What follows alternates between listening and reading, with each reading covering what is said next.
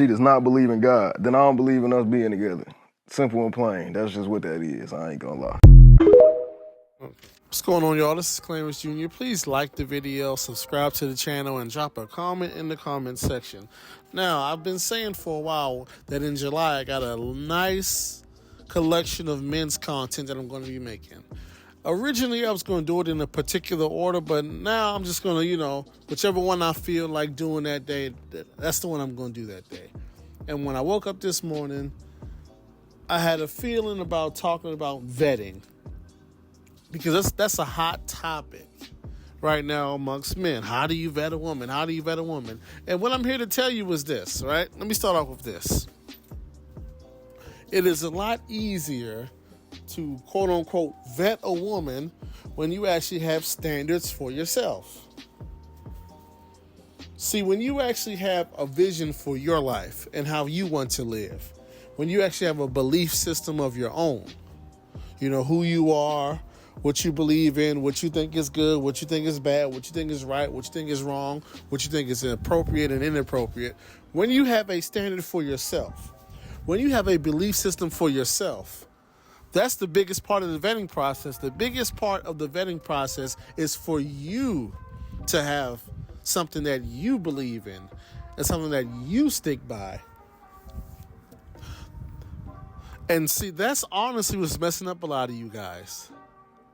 You're trying to vet a woman based off a standard that you're getting from somewhere else, as opposed to a standard that you practice. That's not how that works.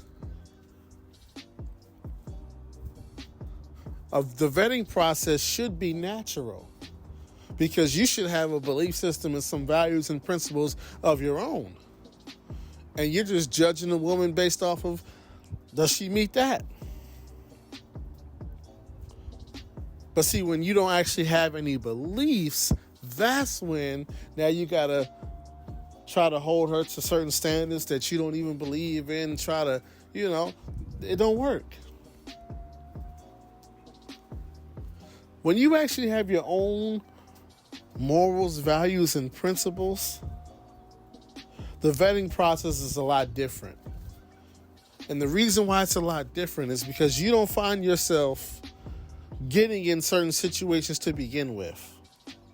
Like, you're not going to meet the woman, start talking to her, and then no. When you actually have beliefs of your own, there's certain women that you're not going to come. There are so many women that get eliminated prior to you even dealing with her and talking to her when you have your own belief system, that the vetting process becomes a lot easier, because there are just certain women who are not even in your environment. There are certain women who are not even around you. There are certain places that you don't go, people you don't talk to, things that you don't hang around, things that actually repulse you, right? There are certain places I'm just not going to be. And so I don't necessarily have to worry about the women in those environments, because I'm not going to come across them, because that's not what I believe in. I'm not even going to be there. There's certain types of women that I just don't see.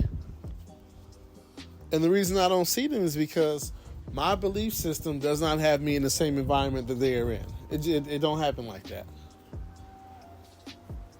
And so if you really want to, quote unquote, vet women, you actually have to believe in something.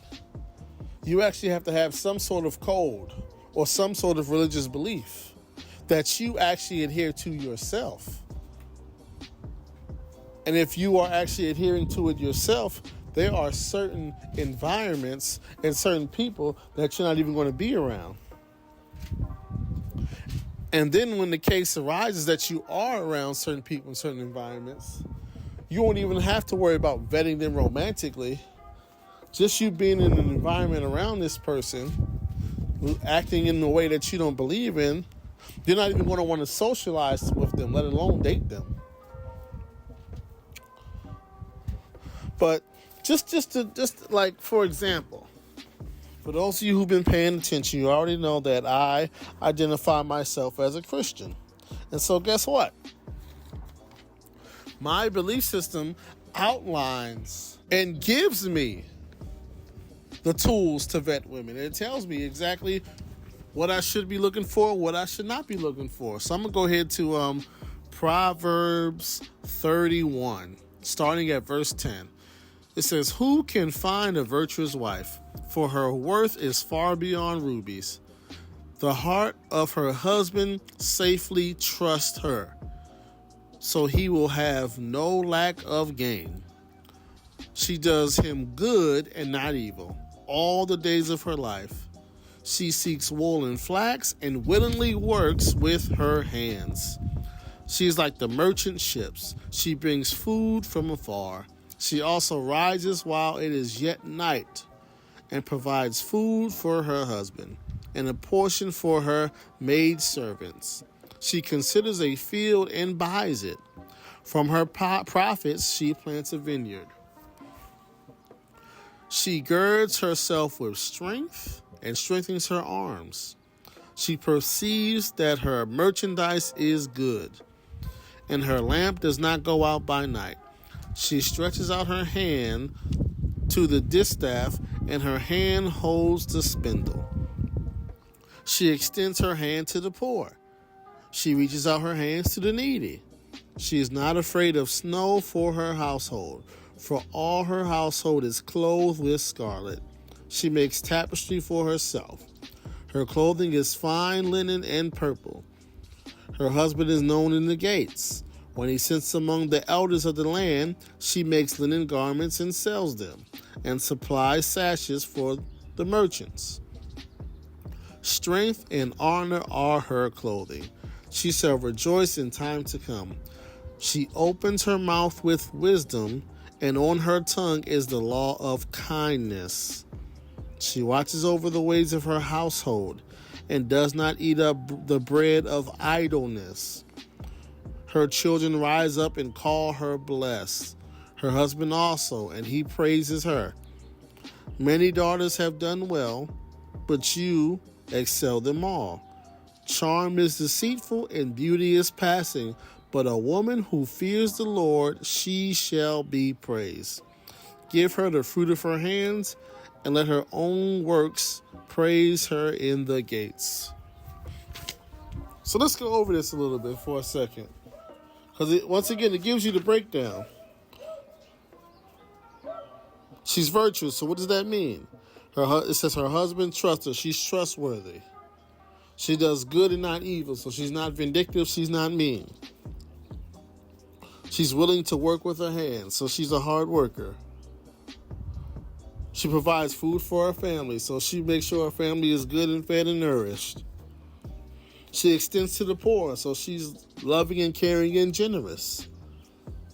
She makes garments and sells them, so she's an entrepreneur, so she has a business mind. She has strength and honor, so she's not a weak link. She's not, what's that? A trophy wife? Nope, that's not what we're talking about here. Opens her mouth with wisdom, and on her tongue is kindness. So she's not snapping her neck and rude and disrespectful. She's not calling you a BAN. She's not all loud and belligerent, out of control when she gets upset. She does not eat the bread of idleness. Once again, she's not lazy. She's a contributor in her own way. Her children call her blessed. She's a great mom. And her husband praises her. She's a great wife. She fears the Lord. She fears the Lord. She's a Christian woman. You see that right there? Because I actually believe in this word, there's certain things I don't even deal with. There's certain things that are not even attractive to me. There's certain things I'm not even interested in. The vetting process starts way before you even approach her and take her out, way before you start dating her, way before you do anything with her. The vetting process starts with you and what you believe in and what you see is right and wrong. That's when it starts. But you actually have to have some principles. Like, just going off of that, like if I walked into I'll give you some examples. If I walk into a place And I'm hearing a whole lot, and the woman is very loud and belligerent and cursing a lot, and that's against the process right there. Right there, before anything, he goes, okay, she don't match up with what you believe in. So before you even ask for the number, before you even any of that, okay, she's already loud and belligerent, she's cursing a lot. Nope, that ain't it. Or let's say you meet her and she's talking all this kind of stuff about how, no.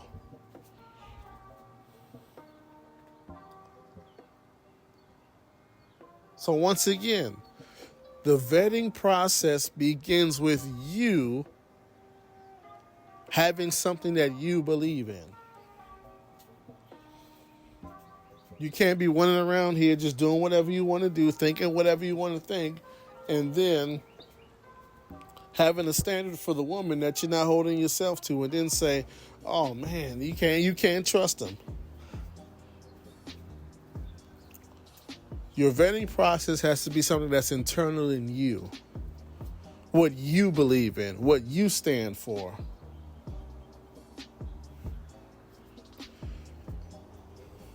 If that's the case, you're going to have a lot more success and a lot less problems. And there will be so many women who are not even on your radar. Just based on how she dressed. Just based on how she carries herself. Just based on how she talks. Won't even be on the radar. Just the places that she goes, things that she does, you're not even in the environments. You're not even like... The vetting process has to begin with you and your belief system. A gram? A 0.5? A 0.3?